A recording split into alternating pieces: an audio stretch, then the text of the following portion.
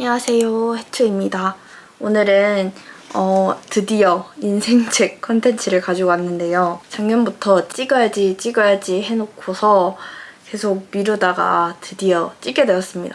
왜 미뤘냐면 뭔가 내가 인생책을 추천할 만큼 내가 읽은 책의 권수가 많은 것 같다고 생각하지도 않았고, 근데 지금까지 제가 이제 책을 막 열심히 읽기 시작한 후로 한 100권 넘게 읽었기 때문에 이제는 그중에 제가 좋았던 책들을 추려서 추천을 해드릴 수 있겠다 싶어서 영상을 드디어 가지고 왔고요. 우선 제 영상을 처음 보시는 분들도 있을 수 있으니까, 제가 엄청 어렸을 때는 책을 좋아했어요. 근데 중학교 때는 노느라고 책을 잘 안 읽었었고, 고등학교 때는 공부하느라고 안 읽었고, 대학교 때는 또 노느라고 안 읽었었고, 한 1년에 그래도 한 2~3권씩은 읽었었던 것 같아요.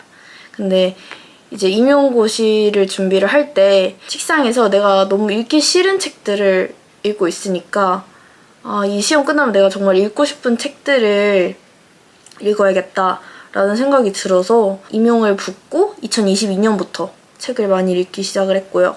제가 책을 고른 기준은요, 생각에 얼마나 영향을 주었는가, 그 다음에 두 번째로는 너무 어렵지 않은 책들로 그렇게 골랐습니다. 제가 그중에 좋았던 책들 5권 정도 추렸는데요. 그래서 첫 번째 책은요, 바로 요 물고기는 존재하지 않는다라는 책인데요. 제가 브이로그에서 너무 많이 말을 했어서 이미 읽어보신 구독자님들이 많더라고요. 제가 이 책을 처음 사게 된 계기는, 이 책이 처음 나왔을 때 제가 한창 책을 사는 거에 빠져 있었어서 막 이제 예스24 알라딘 인기 베스트셀러 막 순서대로 시키다가 이게 그냥 있는데 표지가 예뻐서 시켰거든요. 소설인 줄 알고 시켰던 책이고요. 사실 저는 카테고리를 모르고 구매했지만 읽으면서도 이게 소설인지 에세이인지 과학인지 분야를 잘 모르겠는 거예요. 그래도 흥미롭게 읽어 나갔는데, 사실 처음에는 이 책이 뭘 얘기하는지도 모르겠어요. 그치만 인내의 시간을 가지고 읽다 보면 큰 깨달음이 오는 책입니다. 제가 그래서 이 책은 진짜 주변에 책 읽는 친구들한테 다 추천한 책이고, 제 주변에 책 많이 읽는 친구들은 진짜로 다 너무 좋다고 다들 그랬어요. 근데 이제 이게 하도 인생책이다 이런 얘기가 많아서 읽었을 때 실망한 분들도 있고, 조금 초반에 어렵다고 느끼시는 분들도 있을 것 같더라고요. 근데 좀 기대 없이 읽어야 좋은 책인 것 같습니다. 이 책의 가장 메인 캐릭터는 어류 분류학자인 데이비드 스타 조던이라는 사람인데요. 작가가 그 사람의 일생을 이렇게 따라가면서 한 사람의 확증이 얼마나 무서운지 그런 것들을 좀 깨닫게 해준 책이고, 어떤 범주가 깨지는 과정을 보면서 내가 인생을 살아왔던 내 인생관이 바뀌는 그런 경험을 한 책입니다. 가장 인상 깊었던 구절은, 성장한다는 것은 다른 사람들의 말을 믿지 않는 법을 배우는 것이야. 두 번째 책은 시타르타.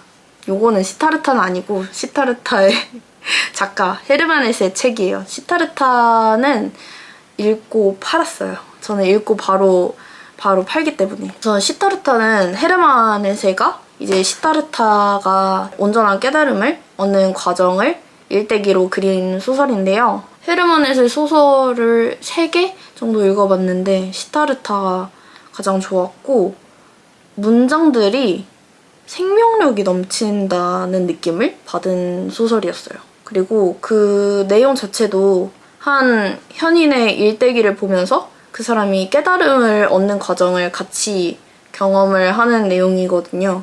사물 그 자체를 보고 그 자체를 받아들일 수 있는 것, 그리고 지혜는 스스로 깨닫는 거라는 거, 그런 깨달음들을 얻는 수행 과정을 이제 같이 경험하는 느낌이라 내가 수행하는 느낌으로 재밌게 읽었던 책이고요. 인상 깊었던 구절은, 말이란 신비로운 참뜻을 훼손해버리는 법일세.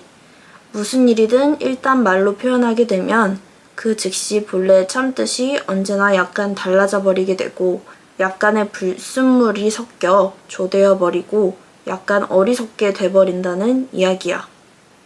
이런 구절이 있었는데 이게 말로 표현할 때 그 표현의 본질이 달라지는 거를 이야기하는 구절이었거든요. 요즘에 꼰대, MZ세대 이런 식으로 세대를 가르는 그런 현상이 일어나는데 이런 현상들도 말로 함으로써 참뜻이 훼손되어 버리면서 생기는 현상들이 아닐까. 사실 내가 가지고 있는 지혜를 말로 표현하려고 이거 이렇게 하면 좋아. 나는 그냥 그렇게 얘기를 해주고 싶은 것뿐인데 그게 꼰대가 되어버리고 이런 현상들 그런 게 생각이 나는 구절이었어요. 저 개인적으로는. 세 번째 책은요. 사피엔스예요. 사피엔스는 도전하자는 식으로 읽었던 책인데요. 그렇게 긴 책을 읽어본 건 처음이었는데 실제로 읽는 기간이 오래 걸렸어요. 한 몇 개월? 한 3, 4개월 걸쳐서 읽었었고 사피엔스 말 그대로 인간이 처음 시작했을 때부터 지금 현대까지 어떻게 지금 사실 인간은 모든 동물 중에서 가장 최상위 포식자잖아요. 동물원에 가두고 먹고 이 최상위 포식자로 올라올 때까지 어떤 과정을 겪으면서 올라왔나 이런 역사를 담은 책이거든요. 그런 인류의 역사를 통해서 항상 역사는 그런 것 같아요. 그 과거의 내용뿐만 아니라 그 내용을 통해서 내가 미래에 어떻게 살아야 되나 시사점을 던져주는 그런 의미를 갖기도 하잖아요. 인류가 앞으로 미래에 어떤 방향으로 살아야 하나? 그런 물음을 던져준 책이기도 했어요, 저한테는. 총 4부로 나뉘는데 인지혁명, 농협 발음이 안 돼. 인지혁명, 농업혁명, 인류의 통합, 과학혁명 이렇게 4가지 파트로 나뉘어지는데 인간이 인지를 할 수 있게 되어서 그리고 농사를 할 수 있게 되어서 그다음에 과학을 깨우치게 되어서 최상위 포식자로 올라온 과정을 설명하는 거고 3부의 인류의 통합은 종교, 정치, 화폐, 인권 이런 것들의 이야기를 다루고 있거든요. 제가 또 개인적으로 느낀 점은 이런 긴 역사를 보면서 내가 지금 진짜 맞다고 생각하는 게 나중에 진짜 먼 후세에서 봤을 때는 바보 같아 보이고 이게 아닐 수도 있겠구나 라는 생각이 들었어요. 우리가 다 같이 믿고 있는 것들도 나중에는 그렇게 보일 수 있겠다라는 생각이 들었어요. 그러니까 내가 2023년에 살고 있는 거를 엄청나게 줌아웃해서 요 끄트머리에서 전체 인류 역사로 볼 수 있게 해주는 그런 거시적인 관점을 주는 책이고요. 가장 인상 깊었던 부분은 제가 낭만주의 부분인데 낭만주의라는 거는 인간이 인간의 잠재력을 최대한 활용을 하려면 다양한 경험, 다양한 관계, 다양한 음악, 요리, 감정 이런 것들을 경험을 해봐야지 인간의 잠재력을 활용할 수가 있다. 그런 사상이거든요. 근데 사실 여행을 많이 다녀야 좋다라는 이런 내러티브는 낭만주의 이후에 생겨났다는 거예요. 사실 우리는 지금 여행을 최대한 많이 다녀보고 다양한 경험을 하는 게 좋다고 느껴지고 그런 사상이 만연한데 그 이전에는 그런 생각이 전혀 없었다는 거. 그러니까 내가 지금 믿고 있는 이 당연한 것들도 그냥 이 시대에 인기 있는 내러티브라는 거죠. 그런 것들이 되게 재밌고 이렇게 우물한 개구리 같은 편협한 시야를 좀 깨워주는 그런 책이었어요. 그 다음에 4번째는 지대넓얏 1권인데요. 이거 풀네임이 뭐지? 지적 대화를 위한 넓고 얕은 지식 1권인데요. 1권은 제가 2번을 읽었어요. 2022년에 한 번 읽고 최근에 한 번 더 읽었는데요. 인문학을 처음 접하는 사람들, 인문학이 뭔지도 모르는 사람들에게도 완전 적합한 책이고 총 역사, 정치, 경제, 사회, 윤리 이렇게 5가지 파트로 나뉘는데 우리가 자본주의라든지 사회주의, 민주주의, 공산주의 이런 것들을 추상적으로는 알지만 정확하게 뭐가 어떤 거랑 대비되는 개념이고 어떤 차이가 있고 공산주의랑 사회주의의 차이점이 뭐고 그런 부분들을 좀 명확하게 짚어주는 책이고 제가 인상 깊었던 부분은 정치 파트인데 제 정치적 견해는 절대 밝히지 않으니까 걱정 안 하셔도 되고, 보수라는 개념과 진보라는 개념이 전 세계적으로도 있는 개념인데, 전 세계적으로 보수와 진보를 나누는 기준은 현재의 경제주의, 그러니까 신자유주의, 자본주의가 있었고, 그 자본주의의 문제점을 수정하기 위해서 국가가 개입하는 후기 자본주의가 있었고, 그거에 또 문제점, 폐해를 깨닫고 약간의 좀 더 자유를 주는 신자유주의가 있어요. 근데 이제 이 신자유주의라는 이 경제 체제를 유지하자가 보수고, 유지하지 않고 좀 더 다른 어떤 방향이든 나아가야 한다가 진보인데, 우리나라에서의 이제 여야 당은 모두 보수 측에 속한다는 거예요. 이런 개념이 좀 저한테는 새롭게 다가왔고, 내가 여태 이런 얘기도 모르고 뭔가 정치에 대해서 선택권을 가지고 있었고 이야기를 하고 있었다는 게 좀 부끄러웠던 그런 내용이 있고, 또 하나 새로웠던 점은 애국이라는 개념이 우리가 아주 어렸을 때부터 당연하다고 생각해온 개념인데, 이거를 좀 더 멀리 떨어져서 거시적으로 볼 수 있었던 그런 관점들을 작가가 이렇게 딱딱 제시해주는데, 내가 여태 알고 있던 틀을 좀 깨워주는 그런 책이었습니다. 그다음에 마지막 5번째는 이 책, 마흔에 있는 니체인데요. 제가 철학책을 읽어보고 싶어서 이것도 당시 그때 베스트셀러였던 거를 산 건데, 니체, 저는 사실 철학 공부를 해본 적이 없어요. 윤리를 배운 적도 없고 해서 철학가들에 대한 사상, 기본적인 사상도 몰랐어요.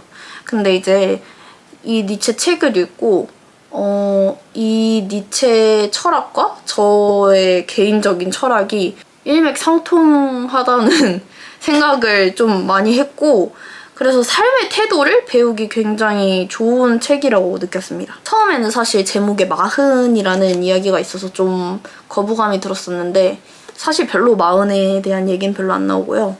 철학이라고 하면 이 철학자의 원문을 읽어야 될 것 같고 고전을 읽어야 할 것 같고 그런 관념이 있었는데, 사실 그런 관념 때문에 오히려 더 손을 못 대고 있던 거예요. 그래서 뭐 어때? 뭔가 해갈못 같아 보이나? 뭐 이런 생각을 한 적도 있었는데, 사실 그것보다는 사실 내가 손에 더 잘 잡히고 이해하기 쉬운 게 중요하다는 생각이 들어서 구매를 했었던 책이고, 니체는 이제 삶의 질문을 던지는 철학자거든요. 신은 죽었다라고 말하고, 신이 죽었으니 나의 개인의 삶에 어떤 의미를 부여할 것인가, 어떤 의미로 채워나갈 것인가, 내 삶을 어떻게 사랑할 것인가, 삶의 태도를 배운 책이고, 좋았던 개념을 말해보자면 운명애라는 개념이 있어요. 아모르 파티라고 하면 다들 아실 텐데, 내 운명을 사랑하자라는 개념이 있었는데, 필연적인 거를 받아들여라 라는 개념이라서 좀 허무주의적으로도 생각을 할 수 있는데, 긍정의 자세로 피할 수 없는 건 내가 이거를 성장의 기회로 받아들이라는 그런 말이거든요. 그래서 제가 그때 처했던 상황이랑 굉장히 맞아서 좀 더 크게 와닿았던 것 같고, 그 다음에 이제 초인이라는 개념이 있어요. 내 삶을 어떻게 살아가야 될까 할 때 나를 항상 극복하는 삶을 살자 였는데, 초인이라는 개념이 나를 극복하는 사람인 거예요. 그래서 그 개념도 인상이 깊었고, 아포리즘이라는 거는 나를 죽이지 못하는 것은 나를 더욱 강하게 할 뿐이다. 되게 유명한 말이라서 들어보셨을 수도 있는데, 힘들 때 되게 위로가 되는 말이에요. 저는 항상 힘들 때 그런 생각을 하거든요. 이제 나라는 위인전을 쓸 때 내 위인전에 한 문단 정도로 이제 좀 더 드라마틱하게 들어갈 부분이다 라는 생각을 항상 하고 살았었는데, 뭔가 그런 내용인 거예요. 어차피 나를 죽이지 못할 거면 내 위인전에 한 문단 추가되는 거 더 오히려 좋은데? 이런 느낌? 그런 삶의 태도들을 배울 수 있었던 책입니다. 읽기 쉽게 쓰여져 있어서 저는 좋았어요. 어떻게 보면 자기계발적인 면도 있는 책이라서 그런 자기계발 책 좋아하시는 분들도 읽기 좋고, 너무 자기계발이 싫으신 분들도 읽기 좋은 책입니다. 그래서 오늘 이렇게 제 인생책 5권에 대해서 소개를 해봤는데요. 다음에는 입문자용 소설이나 아니면 책 읽는 습관 들이기 영상을 찍어보려고 하는데 혹시 보고 싶은 영상 있으시면 댓글로 남겨주세요. 구독과 좋아요 눌러주시고 그러면 안녕.